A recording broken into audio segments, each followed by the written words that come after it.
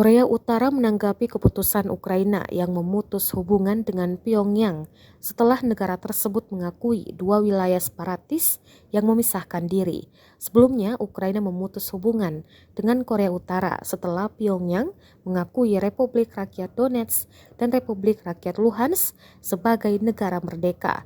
Ukraina langsung memutus hubungan dan menyebut tindakan Korea Utara tersebut sebagai upaya untuk merusak kedaulatan dan integritas teritorialnya.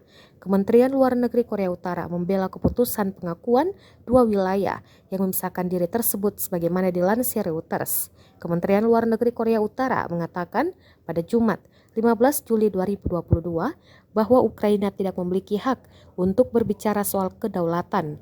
Kementerian Luar Negeri Korea Utara menuturkan Ukraina telah membantu tindakan yang dipimpin Amerika Serikat, termasuk sanksi atas program senjata Pyongyang.